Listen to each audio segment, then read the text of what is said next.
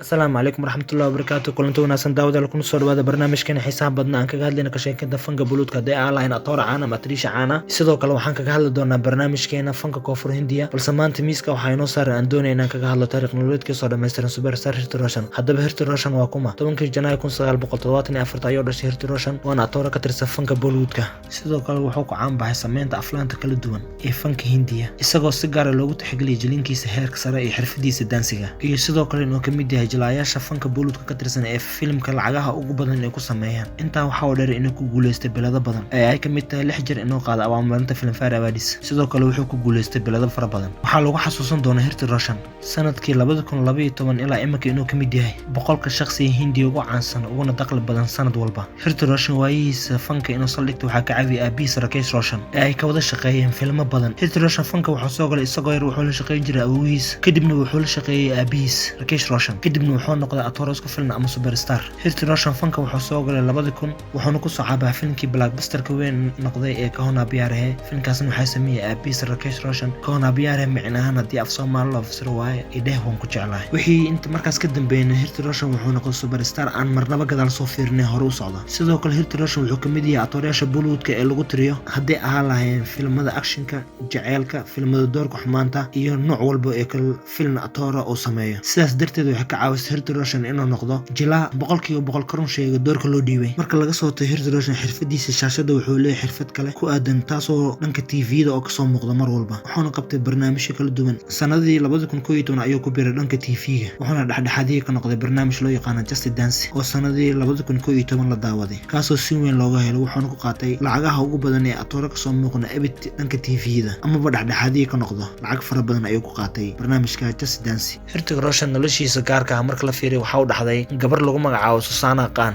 14 sano ay labaan ahayeen isqabeen Susana Khan iyo Hrithik Roshan waxayna isku dhaleen laba wiil labada wiil lagu kala magacaabo Harihan Roshan iyo Haridhan Roshan 14 sano kadibna way kala tageen labadan lamaane taasna waxay ka dhigantay Hrithik Roshan in noloshiisa gaarka ah marxalado kala duwan ay soo martay intaasna waxay ahayd hordhac Hrithik Roshan waa kuma isagoo noqday superstarada Bollywoodka ugu awood badan bal markaana aan fiirno bilowga noloshiisa iyo marxaladaha kala duwan oo soo maray Hari daawadayaal sidaan ka dhawaajin Hrithik Roshan wuxuu dhashay 10 Janaayo 1974 wuxuu ku dhashay magaalada Mumbai markaana waa 48 jir qoys ahaan wuxuu ka soo jeedaa dhankaasi Punjab maadaama aabihiis Rakesh Roshan Punjab uu yahay sidoo kale marka loo fiiriyo ninkan waa reer Bengal maadaama hooyadiis reer Bengal ay ka soo jeedo Hrithik Roshan aabihiis waxaa lagu magacaabaa Rakesh Roshan 70maadkii isdeedmaadkii wuxuu ahaan jiray atoor caan ah kadibna wuxuu noqday film sameeye maqaam sare Hindiya ka gaaray sidoo kale marka la fiiriyo Hrithik Roshan awoogiis Rakesh Roshan aabihiis waxaa lagu magacaabaa Roshan Lal Nagrah wuxuu ahaan jiray muusikiista caan ah sidoo kale Hrithik Roshan hooyadiis waxaa lagu magacaabaa Pinky Roshan waxaa aabbo u ahaa film soo saarihii iyo film agaasimihii caanka ahaa kaasoo lagu magacaabay Jay Om Prakash oo geeriyooday sidoo kale Hrithik Roshan adeerkiisa waxaa lagu magacaabaa Rajesh Roshan waa muusikiista caan isna marka taas waxay ka dhigantay aktarkan inuu ka soo jeedo qoys ama family Bollywoodka sumcad iyo magac weyn ku leh muddo dheerna shaqooyin kala duwan ka qabanaya Bollywoodka daawadayaasha sidoo kale Hrithik Roshan waxaa ka weyn gabar lagu magacaabo Sunina Roshan wuxuuna wax ku bartay iskuulka loo yaqaano Bombay Scottish School kadibna waxaa uu xigtay waxbarashada inuu ka gaaray heerka sare ilaa ay jaamacadda dhanka ganacsiga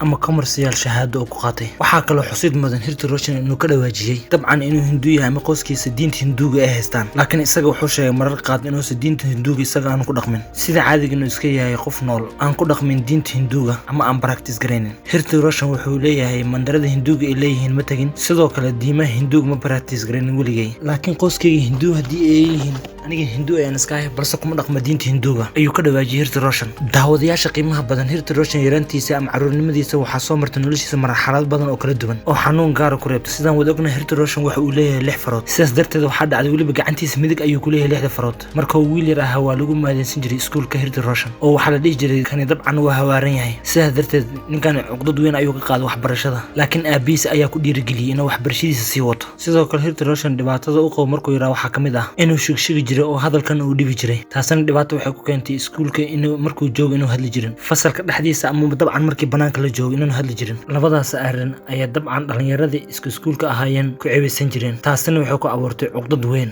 sidaas darteed awowgiisa hooyadiisa dhalay oo lagu magacaabo Jay Om Prakash ayaa wiilkan gacanta ku dhigay kadibna niyadda u dhisay wuxuuna ku soo daray filimada isagoo 6 jir Hrithik Roshan wuxuu ku soo muuqday filimkii lagu magacaabo Asha ee la daawaday 1980 kaliya wuxuu ku lahaa muuqaal dansi kadibna wuxuu ku matalayay jidantara ama Faris oo yar kadibna filimada kala duwan ayuu ka soo muuqday Hrithik Roshan waliba awowgiisa Jay Om Prakash Hrithik Roshan si uu niyadda ugu dhisay filimka filimka Caasha wuxuu ku siiyey markuu muuqaalkaas jiray 100 rupees ayuu ku siiyey kadibna waxaa xigtay filmo kala duwan waxaa kamid ah Abkay Divana oo la daawaday 1980 filimka awowgiis iska lahaa ee loo magacaabo jiray Asbaas oo isna la daawaday 1981 kin ugu dambeyntii 1986 ayuu wuxuu ku yeeshay door muuqda filimkiisa awowgiis iska lahaa ee lagu magacaabi jiray Fikwandada kana wuxuu ahaa filimka ugu horeeyay Hirti Roshan hadlay waxa uu ku matalay door caan oo 12 jir ah bandhigiisa Hirti Roshan si weyn ayaa looga helay balse aabiis ayaa u diiday film jilista inuu sii wado waxaana loo sheegay waxbarashada inuu diiradda saaro sadarteed daawadayaal qiimaha badan Hirti Roshan noloshiisa dhibaato kale ayaa soo gaartay markii loo firay isagoo da'diisa 20 sano markay soo gaartay dhibaato dhanka dhabarka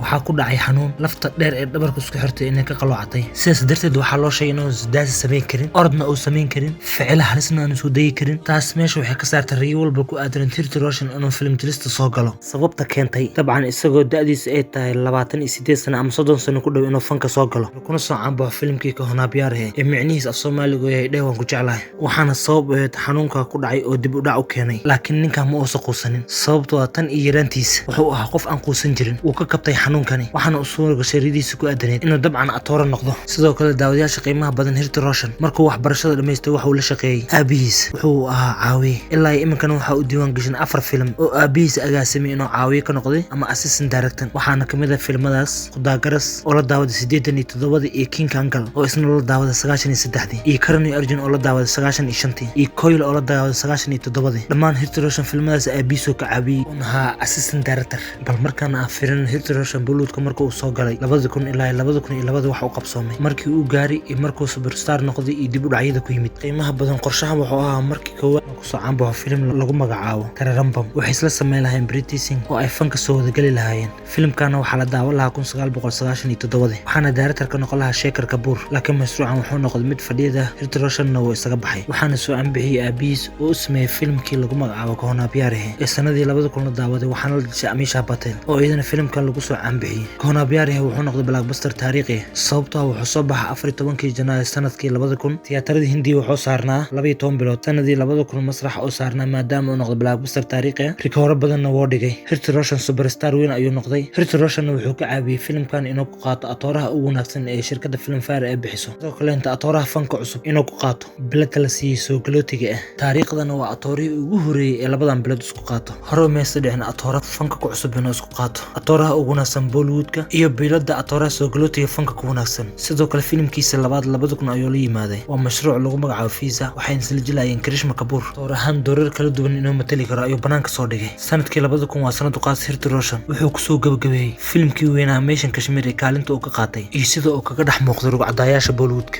Sandeedid iyo Jeka Sharif ee filimka la matalayeen British Center sidaas darteed Hirti Roshan banaanka ayuu is dhigay kadib markii uu imaaday 3 film oo gool lixaad gaareen sanadkii 2001 daawadayaasha qiimaha badan Hirti Roshan wuxuu la shaqeeyay film sameeyaha way arag lagu magacaabo Shubash Gai wuxuu sameeyay filimkii Yaadeen Kareena Kapoor qaan isla jileen inkastoo filimkan firintiisa laga helay haddana ganacsiyan wuxuu noqday mid guul dareystay sidoo kale Hirti Roshan 2001 wuxuu ka soo muuqday filimkii weynaa Qabaqam ee la soo keenay Amitabh Bachchan Shah Rukh Khan Jaya Bachchan Kajal Devgan iyo Kareena Kapoor qaan iyo asaga Hirti Roshan doorkiisa ayuu ka qaatay si weyn ayaa loogu amaanay filimkan blockbuster taariikhi ayuu noqday wuxuu soo xareeyay 14 milyan ee dollarka Mareykanka ganacsigiisa dibad iyo dal marka la isku daro Hirti Roshan wuxuu u tartamay abaalmarinta Filmfare Awards qaybta atoor caawiyaha ugu wanaagsan ma uusan qaadanin sanadkii 2002 sanad ee wanaagsan oo ma ahan daawadayaal Hirti Roshan dhammaan aflaanta uu keenay waxay noqdeen kuwo guul dareystay waxaana ugu horeeyay filimkii Ab Mujhe Ajne Lagne Laga oo uu la sameeyay Amisha Patel wuxuu noqday film si weyn oo burbur waxaana director ka ahaa Vikram Bhatt filimkiisa labaadna wuxuu ahaa Natum Janu Naam oo la sameeyay Saif Ali Khan iyo Isha Dol isagana wuxuu noqday mashruuc guul dareystay filimkiisa saddexaadna wuxuu ahaa Musi Dosti Karoge oo Rani Mukherjee iyo Kareena Kapoor qaar ay la sameeyeen kana wuxuu jeclaa film jacayl ah suuqyada caalamka ka dhamay laakiin gudaha Hindi aad u guul dareystay sidaas darteed Hirti Roshan culeys xooggan ayaa soo koray laakiin culeysku wuxuu kaga sii daray 2003 markuu la imaaday filimkii jacaylka saddex geesoodka ah ee lagu magacaabay Men Premki Diwan Hoon ee isla jilayeen Kareena Kapoor qaan iyo Abhishek Bachchan kana wuxuu noqday filimka guul dareystay kala Hirti Roshan ee Kareena Kapoor qaan dadka way dhibsadeen marka loo fiiriyo isla sameeyeen 4 film muddo gaaban sidaas darteed mashruuca markuu ka fashilmay Hirti Roshan culeys ayaa koray kadibna Kareena Kapoor la shaqeynteeda uu ka gaabsaday sababtoo waxa la isku xantay xiriir jacayl hoose inuu ka dhaxeeyo si uu reerkiisa u ilaashado Hirti Roshan Kareena Kapoor dabcan xiriirka ayuu u jaray gaar ahaan dhanka la shaqeynta markan aan fiirin Hirti Roshan markii soo rogaal celiyay sanadkii 2003 waana kala duwan laga sameeyay filimkii Men Premki Diwan Hoon flop oo ka noqday 4 film oo isku xigtay ku guul dareystay Hirti Roshan waxa la dhahay kan waayihiisa fanka ma sii socon karo laakiin uu soo rogaal celiyay markii uu la shaqeeyay aabihiisa filimkii science fiction-ka ama qiyaaliga ahaa qiyaaliga fariinta sayniska xambaarsanaa ee Koyimilgaya kana wuxuu noqday super hit weyn sidoo kale Hrithik Roshan aabihiisa wuxuu kusoo kordhiyeen fariin cusub oo casriga iyo weliba qaabka Koyimilgaya loo dhigay Koyimilgaya wuxuu noqday filimkii ugu casnaa 2003 waxaana soo xareeyay ganacsigiisa dibad iyo dal marka la isku daro $10 milyan oo dollarka Mareykanka ayuu soo xareeyay Hrithik Roshan wuxuu qaatay 2 bilood oo dabcan qaali ah atooraha ugu wanaagsan Filmfare Awards bixiso iyo bilad labaad ee Filmfare Awards ee bixiso oo loo yaqaano Best Actress Critics Award waan record Hrithik Roshan maadaama labadan bilood oo isku darsaday daawadayaasha qiimaha badan Hrithik Roshan 2004 wuxuu leeyahay filimkii Lakshya ee dabcan farxan actor director-ka ah ee la jilan Amitabh Bachchan iyo Preity Zinta filimkan wuxuu noqday ganacsiga mid guul dareystay laakiin qaabka sheekada loo dhigay si weyn ayaa looga helay iyo sidii Hrithik Roshan filimkan uu matalay dulida ku dheehanay Lakshya wuxuu u tartamay Best Actress atooraha ugu wanaagsan balse nasiib darro muusa calfin Shah Rukh Khan ayaa qaatay markaan aan fiirnay Hrithik Roshan sanadkii 2006 markuu soo rogaal celiyay superstar-kan wuxuuna dhigay wacdar aan caadi ahayn ogtahay labada film oo la imaaday inay dhigan rikoor taariikhi ah marka koowaad wuxuu la imaaday filimkii Krish dabcan aabihiisa agaasimo waana qaybta labaad ee filimkii Koyimilgaya kana wuxuu noqday blockbuster taariikhi ah $16 milyan dollarka Mareykanka ayuu soo xareeyay ganacsigiisa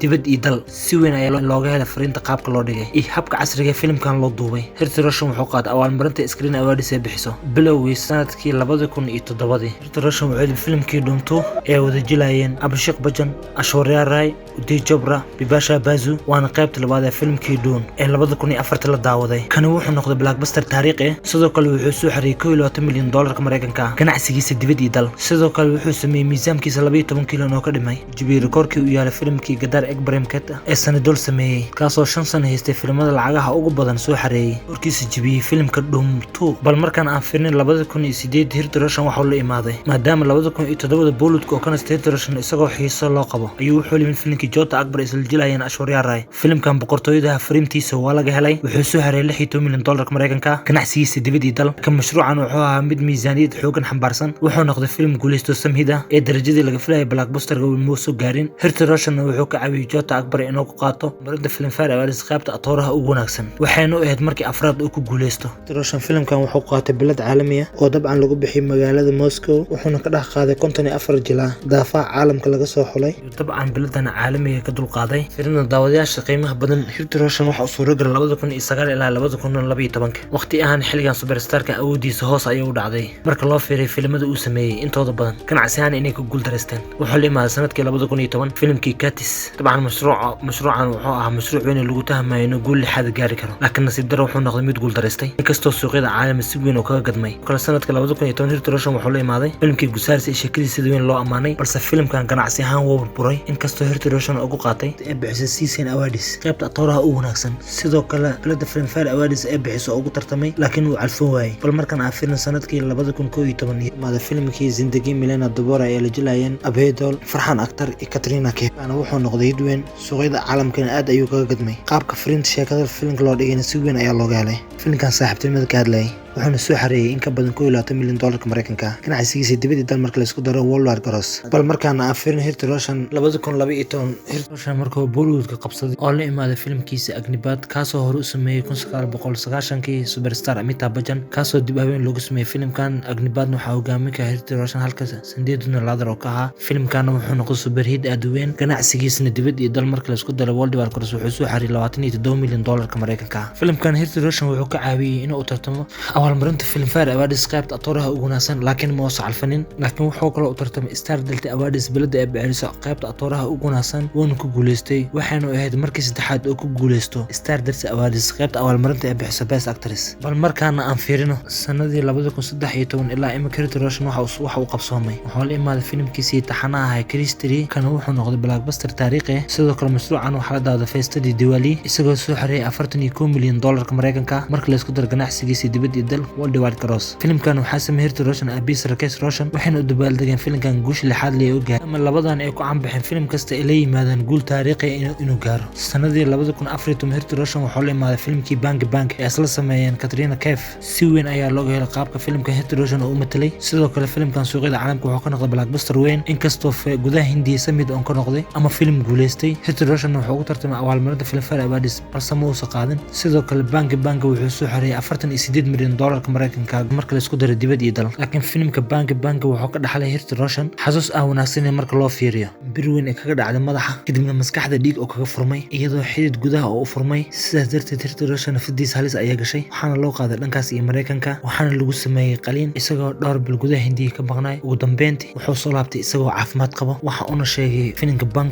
fidiis inuu halis geliyay oo filimkan uu ku geeriyo rabay daawadayaasha qiimaha badan Heath Roshan marka la fiiriyo sanadkii 2016 wuxuu la imaaday filimkii Mohenjo-daro ee taariikh ah nasiib dar laakiin filimkan uu ku guuldareystay inkastoo Heath Roshan bandhigiisa la amaanay sanadkii 2017 Heath Roshan wuxuu la imaaday filimkii indhoolka ku matalayay Kabil ee Sanjay Gupta oo daartar ka ahaa halka aabiisna maalgeliye oo ka ahaa inkastoo Kabil sheek ahaan laga helay sidoo kale ganacsi wanaagsan uu sameeyay haddana mashruucan wuxuu noqday mid guuldareystay wuxuu soo rogaal celiyay sanadkii 2019 markuu ahaa isagoo la imaaday filimkii Super Teddy ama Super Sadan wuxuu noqday hit weyn waxaana si weyn looga helay bandhigii uu ka sameeyay waxaana sidoo uu matalay nolosha xisaabiyaanka Hindiya ee lagu magacaabi jiray Ananda Kumar bandhigii Heath Roshan oo ka sameeyay Super Sadan wuxuu ka caawiyay inuu ku guuleysto abaalmarinta Season Awards ee bixiso qaybta actooraha ugu wanaagsan sidoo kale dabayaaqada sanadkan Heath Roshan wuxuu la imaaday filimkii weynaa ee waa isla hogaaminayeen Taageer Sharaf mashruucan waxaa uu maalgelisay shirkadda lagu magacaabo Yashraj Films dabcan isugu dambeysay sanadkii 2006 markii uu sameeyay Dhumto waarna wuxuu noqday blockbuster taariikhi lacagaha ugu badan soo xareeyay sanadkii 2019 Heath Roshan bandhigiisa si weyn ayaa looga helay waxaana shaac laga qaaday filimka waa in qayb labaad laga sameyn doono kay xaaladda caadiga ku soo noqoto ee bandowga laga baxana filimkiisa taxanaha ee Krish 4 ee aabihii agaasimi doono taasna waxay ka dhigan tahay Heath Roshan iyo Rakesh Roshan markay isku yimaadaan ugu dambeyntii mashaariicda kale Heath Roshan oo gacanta ku haya waxaa kamid ah filimka Vikram Fenda ee Tamilka ahaa ee dib haween lagu sameeyay waxay isla matalayaan aktarka Saif Ali Khan duubistiisa way socotaa waxaa kaloo Heath Roshan gacanta ku haya filim kale Fighters la yiraahdo isaga iyo Deepika Padukone isla hogaaminayaan inkastoo filimkaas weli shaqadiisa kala bar emereyso ugu dambeyntii daawadayaasha qiimaha badan markaana aan soo qaadan Heath Roshan noloshiisa gaarka ah sida haatan u diiwaan gashan 20 December sanadkii 2000 wuxuu la aqal galay gabadh lagu magacaabo Susana Khan waxaan dhalay filim sameeyaha caanka Sanjay Khan sidoo kale Susana Khan waxay la dhalatay actooraha Bollywood ku soo biiray Sayid Khan Heath Roshan iyo Susana Khan waxay isla muddo 14 sano ah laakiin ugu dambeyntii way kala tageen lamaanahan waxa uu joogay laba wiil ee lagu magacaabo Harihan iyo Hadihan lamaanaha inkastoo nolosha ay kala tageen haddana weli waa saaxiibo noloshooda caruurtooda mustaqbalkooda ay horumariyaan Heath Roshan muradana dhexda oo ka galay waxaa kamid ah intii filimka Krish la duubay inay isku dhiceen atriishada Kankana Ranaut taasoo la sheegay inuu xiriir hoos ka dhaxay kadibna xiriirka oo kaga baxay laakiin Heath Roshan taas wuu beeniyay Kankana Ranautna wax walba baraha bulshada ee cadeemo ay haysay waaltimid maantana waa labada qof ee adduunyada isugu nacab wixii markaas ka dambeeyayna isla ma shaqeeyaan xataa heer waxay gaartay Kankana Ranaut Heath Roshan ay ka dacweysay maxkamadda Bombay saaxiibayaal intaas waxa inooga taariikh nololeed Heath Roshan intaas kuma soo koobi kareyno inta barnaamij lamid ah aan ku kulmayno waxa idin galtay doona assalaamu calaykum waraxmatullaahi wabarakaatuh barnaamijkan waxa idin daadiinay oo idin soo gudbinay aniga oo Nuur Cabdikariin Qalinla saaxiib hadii ay tahay markii ugu horeysay aan soo booqato channelkeena dulucda filimada subscribe inoo saar like iyo share iyo comment intaasna hanaga iloobin uga tagaya assalaamu calaykum waraxmatullaahi wabarakaatuh